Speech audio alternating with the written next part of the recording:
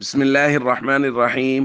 عن أنس رضي الله تعالى عنه قال قال رسول الله صلى الله تعالى عليه وسلم لا ایمان لمن لا امانت له، رواہ احمد۔ نبی کریم صلی اللہ علیہ وسلم نے ارشاد فرمایا، اس آدمی کا ایمان نہیں ہے جو شخص امانت دار نہیں ہے۔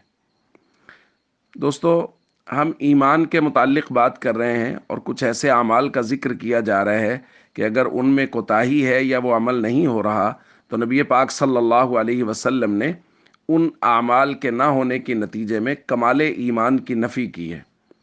آج کا عمل ہے امانت داری۔ حضور نے فرمایا لا ایمان لمن لا امانت له، جو شخص امانت دار نہیں ہے اس کا ایمان کامل نہیں ہے۔ تو اس حدیث میں ہمیں امانت کی اہمیت معلوم ہو رہی ہے کہ امانت دار ہونا کتنی اہم اور ضروری بات ہے۔ جب امانت کا موضوع آئے گا تو ہم اس پر تفصیل سے بات بھی کریں گے۔ یہاں مختصر یہ بات سمجھ لینی چاہیے کہ امانت ایک ہوتی ہے مالی امانت، کسی نے کوئی چیز آپ کو دی، مالی کوئی چیز آپ کو پکڑائی، آپ اس کو واپس کر دیں گے تو آپ امانت دار ہیں۔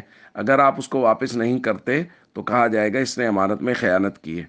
اسی طرح وقت کی بھی امانت ہوتی کہ ایک آدمی وہ ڈیوٹی کرتا ہے، 8 گھنٹے اس کے ذمہ ہے ڈیوٹی کرنا، وہ اس کی تنخواہ لیتا ہے، وہ کسی فیکٹری میں ہے، کسی جگہ مزدوری کرتا ہے، کوئی اور کام کرتا ہے اور وہ مزدوری لے رہا ہے 8 گھنٹے کی، لیکن وہ محنت کر رہا ہے، کام کر رہا ہے 6 گھنٹہ، 2 گھنٹہ ڈنڈی مار رہا ہے، تو یہ شخص امانت میں خیانت کر رہا ہے۔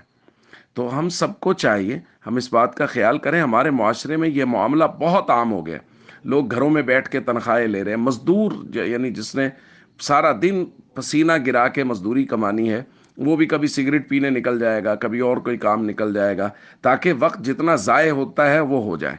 تو بھائی یہ امانت میں خیانت ہے۔ وقت بھی امانت ہوتا ہے، جتنے وقت کی ہم اجرت لے رہے ہیں، مزدوری لے رہے ہیں، اتنا وقت دینا ہمارے لیے ضروری ہے۔ اس لیے ہم سب کو چاہیے امانت کی پوری پاسداری کریں۔ السلام علیکم ورحمۃ اللہ وبرکاتہ۔